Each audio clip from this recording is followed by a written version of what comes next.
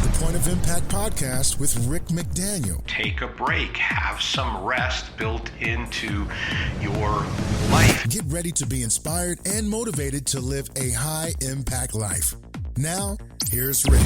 Welcome to the Point of Impact podcast. I'm Rick McDaniel. It's great to have you joining us again today. And last week we finished up a series of episodes on the theme of heaven and threw in hell there at the end. So that's sparking a lot of discussion.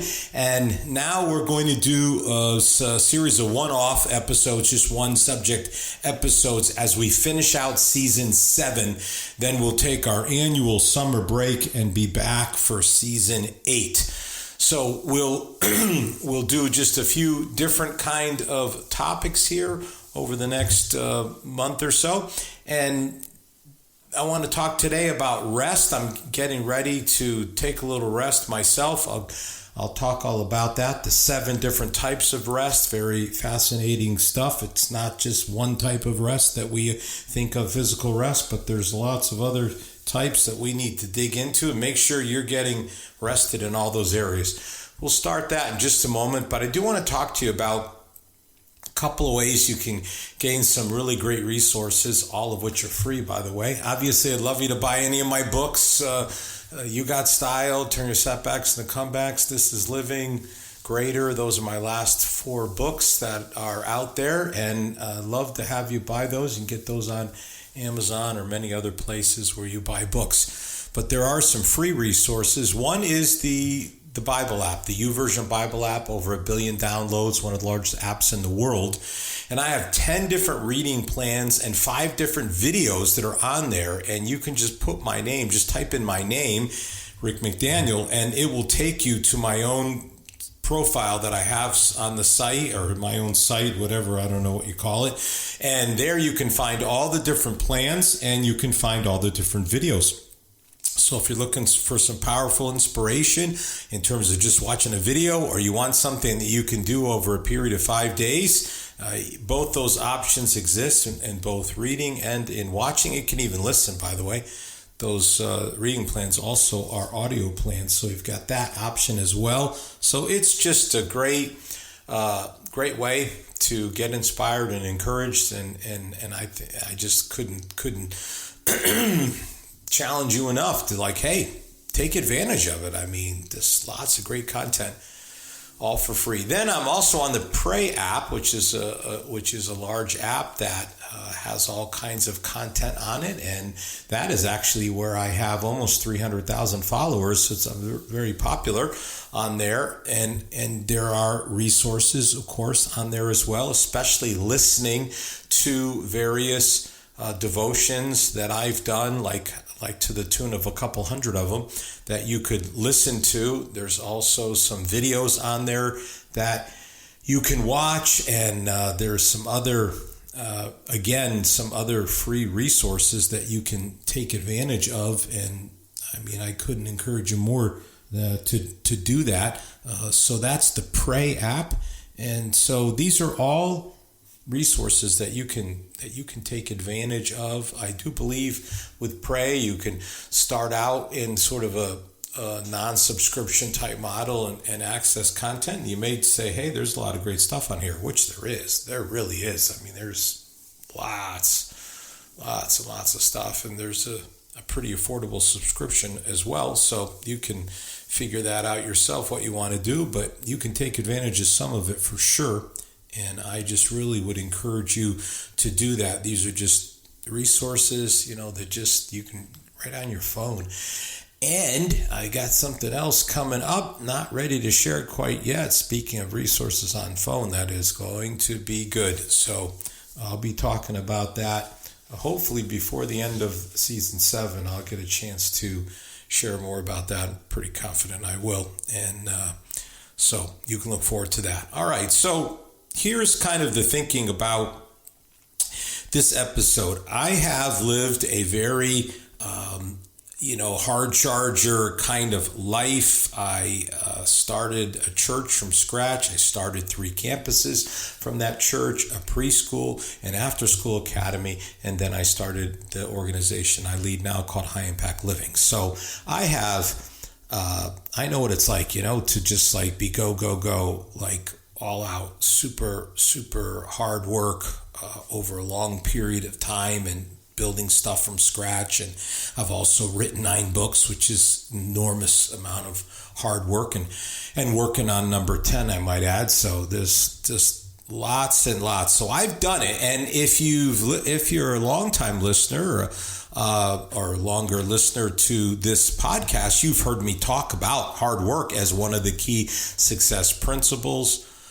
One time I talked about the fact that when there was a major survey done of CEOs asking them about keys to success, they talked about many things, but the one that the only one that every single CEO talked about was hard work. So I believe in it. I believe in hard work. I believe it's absolutely crucial to success. Having said that, I would want to say that I also believe in rest. I think rest is enormously important. Just this week, I was coaching someone and I was telling them about how when I would take vacations from the church, people would call in or write in or whatever and say, hey, I need to get this message to Pastor Rick or talk to him or whatever the case may be. And my assistant would say, on vacation, cannot be reached. And they'd be like, yeah, we know. We know you're talking to him every day. Just, pass this message along. And she would say, no, I don't talk to him every day. I don't even talk to him at all.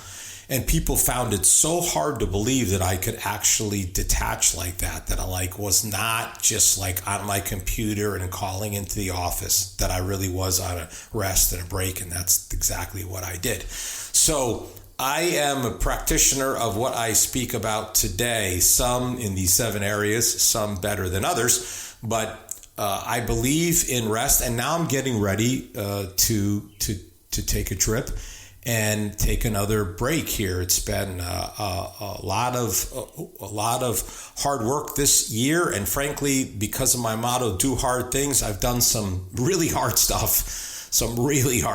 And it has worn me out a little bit, and I need a little recharge break. So I'm going to take that. And I thought, why don't I just, before I take that break, do an episode? I was going to actually talk about something else today. And then I'm like, over the last couple weeks, I thought I should talk about this because this is what I'm doing. And I would strongly encourage you to do it as well. And that is to take a break, have some rest built into your life. And you don't, by the way, have to take a trip like I'm taking and fly across an ocean or something to be able to do that. That's not necessary. It's great if you can and if you want to, but as we'll dig in today. So there is a book written called Sacred Rest.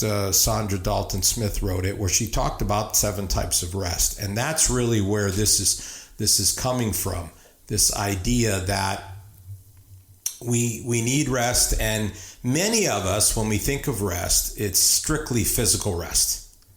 And we think a lot about sleep, sleep, big component of physical rest. Very important, restorative, and I'm sure if any of you are into health and fitness, you know that they go on and on about how important it is that you sleep and your cortisol levels will drop. If you do that, you can just lose weight or be healthier just by going to bed the same time every night, sleeping in a cold room, having the blackout shades to keep it dark, no screens anywhere around, and get yourself at least 7 to as many as 9 hours of sleep. So you've probably read that, and if all that's news to you that I just said, that's what they're saying these days, how important sleep is. But sleep is not the only domain. It's not the only domain. Just because you have a good night's sleep, it doesn't mean that you're solid, because sometimes you'll still feel like you're dragging. Like I have no problem with sleep. In fact, I never have. I'm the kind of guy that I will just be able to fall asleep within like a minute of laying down most of my life. I mean, that's it. Even though I had like heavy things weighing on me, I just was able to sleep. Am able to sleep. I mean, I'll get on a plane here shortly and I will fall asleep. I will absolutely do it. I can sleep almost anywhere. But sometimes the rest doesn't seem to line up, with the lack of vitality. And that's because we think sleep is the only kind of rest we need. We may be deficient in one of the other areas, the other 6 areas, and those are crucial to feel our best, to function at our best. So really, there's 7 types of rest, and there's strategies for how it is that we can pursue each one of them. So the first one, let's just start with the obvious one, physical rest. Okay, so you're feeling fatigued and maybe even forgetful, and just don't seem to have anything in the tank. And this may be like, physical rest is needed. This is a sign, that like the fuel tank is empty. There's no gauge like there is on your car, or now the new cars, they tell you how many miles to go in the tank, and they have the little buzzer or dinger that goes off and tells you. I mean, it's so great. It's hard to run out of gas these days because you've got a lot of warnings. In the old days, not so much. And again, sleep plays an important role in restoring your energy. In even naps, they call them power naps for a reason, and I'm a believer in them, man. You can just catch 15 or 20 minutes and just be so refreshed. So lying down and taking a nap, or even just, sitting down and leaning your head back, whatever the case may be. But there are other aspects of physical rest as well, like stretching, stretching. You might call it like stretching or walking are like active forms of rest, if that sounds right to you. They can end up boosting your energy. They're not totally doing nothing, but because they are sort of gentle on your body, they can bring a vitality to you. So,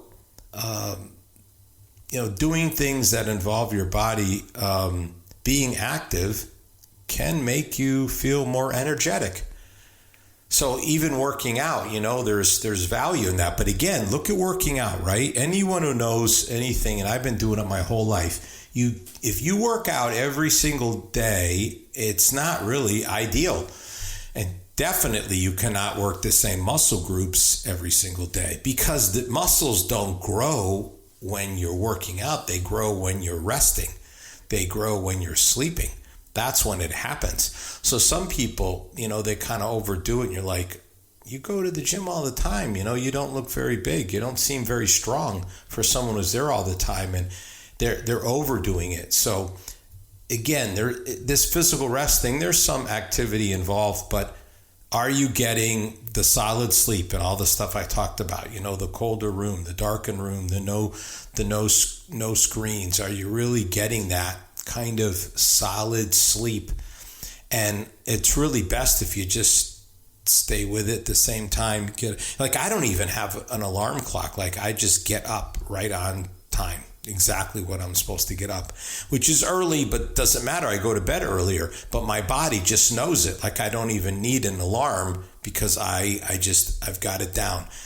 So you got to have the physical rest, and certainly something like this trip I'm going on breaks out of the work routine, right? So that's why you need it. You need to take vacations. Vacations are vitally important. Do not put down the value of vacations. So it's crazy. These surveys always come back about how many Americans don't take all their vacation time. I mean, that's just, you should never leave any vacation time on the table. Take the break, and just, you don't have to just go to a beach and lay there, although that might be what you need. You may need that. You may need that.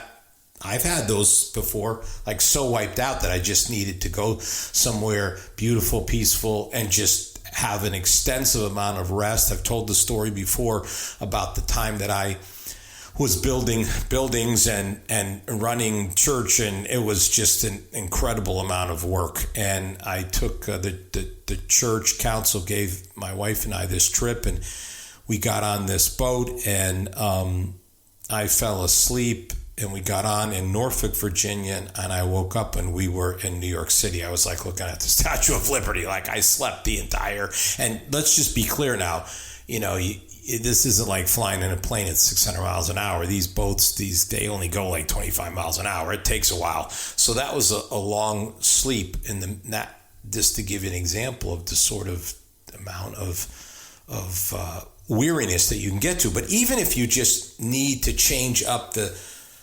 routine and not have to go to work, that's why I strongly advise you not to be checking in and doing work while you're on vacation, but go on vacation and just really take a break. And even if you're doing things like this trip I'm going on, we're going to be doing things, and that's good, but we can't be doing things all the time every day. So we'll see some sights, and then we'll take some time and do nothing, or just relax, or whatever the case may be. And you've got to figure it out for yourself. All right. Second kind of rest, mental rest. Mental rest. In other words, your mind is racing, you're having trouble focusing, and you're like mentally spent, like unable to concentrate in a meeting, or maybe you're rereading the same sentence 3 times. Mental rest allows you to quiet your mind from constant thinking and information overload and problem solving. And you might say, well, yeah, okay, that sounds great, Rick. And how exactly do I do that? Well, a couple of tools here. One is just jot it down, just like make a to-do list, maybe even before you go to bed. So you just sort of unload your mind, brain dump, whatever you want to call it. Just get it out and get it down on paper. And then the next day you can look at it objectively, having rested in the night, and be able to tackle it in a better way. Again, another part of this mental rest is what I was just talking about. And you don't have to take, a week or 2 of vacation. You could just take off for the weekend and go somewhere nice and just really give your mind a break and just not think about stuff and just chill out, or divert your mind into other things so that you're focused on whatever. Maybe you're on a hike and you gotta stay focused and watch what you're doing and where you're going, or maybe you go out on the water, and whatever the case may be, but your mind ends up being just focused on that one thing, not a bunch of things, and it just gives you that kind of mental rest. All right, a third kind of rest is spiritual rest, and talk about that in the Bible. In Hebrews chapter 4 talks about it, and we'll get into that in just a second. But if you're feeling like aimless, or like a lack of purpose, maybe even kind of negative and cynical, disconnected from God, might need a spiritual reboot there. Spiritual rest certainly involves prayer, because prayer is where you unburden yourself, you unload, and just give it to God and let Him have it. But you may also need more than that, because maybe again you're feeling somewhat disconnected or purposeless, or again kind of like cynical about things, and so you need something like maybe a retreat experience where you go away. Retreats are awesome. I mean, they are, if you've never been on one, and I talk to people all the time that haven't, and I've talked to people all the time that have, and there's just no comparison between those two. I mean, I've led them, I've been on them, and spoken at them. They're so valuable to go on a spiritual retreat. It will bless your life in so many ways. And if you've never done it, the retreat centers by and large are just ideally set up for a spiritual reboot, for a refreshing, for a rest. It's just so great to be able to do that. I could not recommend it strongly enough, taking a spiritual retreat. Part of a spiritual rest too might be something where you do like volunteering or serving, and you might think, well, that's active, that's not restful. Yeah, but maybe that's what you need, like to get out there and help other people and serve, and in doing that, it gives you kind of that spiritual refreshing, and kind of remember why you're serving God. Jesus didn't come to be served, but to serve, that like you're connecting with Jesus through service and by helping other people. And I wrote a whole chapter on this in my You Got Style book on spiritual styles. Maybe you have this spiritual style where you connect with God through nature, and you need to get out in nature, and you haven't done that. Or maybe worship. Maybe you need to go to a worship experience because you connect with God. As they say, you get your praise on, and that's how you do it. Or maybe in community, maybe that's what you're missing, is you need to be part of a small group, and that is the spiritual reboot and refreshing that you need. Whatever will make you feel more connected with God, whatever will make you feel more like whole, like like holistic, like I'm not leaving a part of my life out. Give you that sense that the Bible calls of fullness of life, like life is full, because not overly full, but appropriately full of all of the right things. All right, fourth kind of rest, sensory rest. Maybe you're feeling kind of irritable, or maybe you're just tired, and the clues may be in your sensory overload. These devices, man, it's unbelievable. Some of you are old enough, like I am, to remember when life existed completely without anything like a cell phone, or even when there were cell phones, but they weren't smartphones. This is a very, very, very new development. But man, it has had some major, major impact on people's lives, and it may be having a major impact on your life. And you've got to put that device down. Get away from it. No, I'm not doing it. Like you're standing in line, and what do? You grab your phone and you start checking emails or hopping on social media, and everyone listening is going, yeah, I do that. And you just can't sit there for 2 seconds. We used to just stand there, and think, this thing called thinking, just be mindful, be aware of the cost of that constant sensory stimulation. Might actually be good for you? Boredom. Maybe you need some boredom, and that is your sensory rest. Some of you haven't been bored in forever. The minute you feel bored, you grab some type of device, you watch something, you listen to something. How about you just don't do any of that and see what that might do to your life? Unplug. Try it. Try 24 hours. No devices, no screens.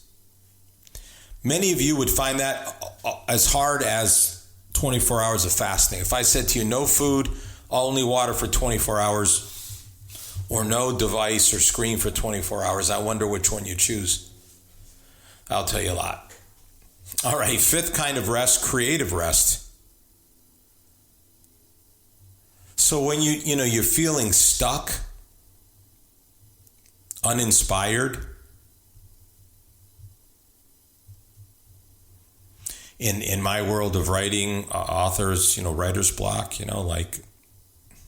what's going on? It's a lack of creative rest. what's the answer? Like, how do you replenish yourself there? Well, you got to get in a creative environment. You got to do something, look at something, like go to an art museum, or go somewhere else where you can view beauty, like in nature, or do something really unique and novel and like different from what you've done. Like totally change it up. Like, when is the last time you did something for the first time? Those of you who've heard me know I'm famous for that phrase. When is the last time you did something for the first time? That's how you shake it up. That's how you get the proverbial creative juices flowing. So if you're in that place of kind of like stuck and uninspired, maybe that's the answer. All right, sixth kind of rest, emotional rest. So we're drained. And it may be just like meeting the needs of others, especially if you're like a parent of small children. Or maybe you're caring for your elderly parents. Or maybe someone who's seriously ill. And in a way, you don't know, like, what do you do with that, Because you should just be a good parent or a good son or daughter, and good brother, care for people. But still, it drains you. And you see this is happening more and more with baby boomers, and even younger now, taking care of their elderly parents, and they just get wiped out. So you need some emotional rest. You need somebody to come in and give you a break, so you can have a mom's morning out kind of thing, where you drop off the kids for a couple hours, or you have someone come over and care for your parent for a day or an afternoon, so you can go out and play tennis or go golfing or go with your girlfriends and get your nails done, or just, have lunch, whatever the case may be. You could try writing in a journal, just trying to, just process it through yourself, or confide in a trusted friend. And I do need to say this, it may be that you have to wait until this stressful situation passes before you get total emotional rest. Like, maybe there is no, I think some of those suggestions I've given, I think they're doable for almost anyone. And if you do them consistently enough, like at least once a month or something, I think that'll help. But, sometimes the source of your emotional challenges is not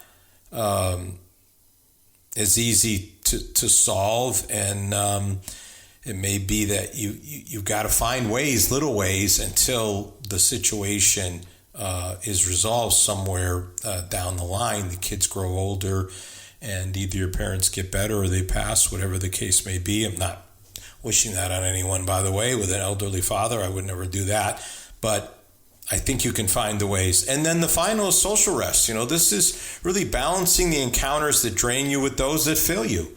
There's just some people that are just going to take it out of you, and some people that are going to fill you up, and it might be that you're dreading some social interactions and you just have to say no.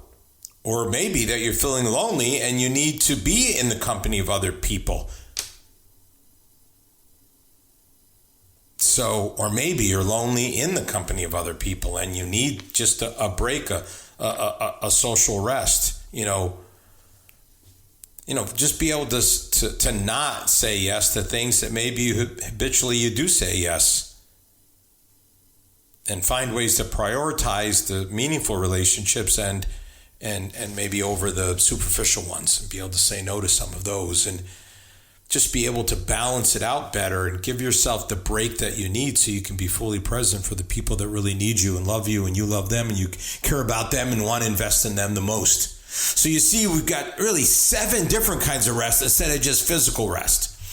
And yet in all these, there are strategies that you can employ that can help you. It is, you don't have to take a vacation as the answer, though I do think that's valuable and should be taken, and as well as some of the other trips, the weekend trips, but also, again, just some of the other things that you can do that if you just are aware of it, like, it will make a huge difference. You do a retreat, you get out in nature, you do some of this stuff, you're going to see a difference. You will see a difference in your life. You will like yourself, and others will like you better too. So get your rest, all the different kinds of rests.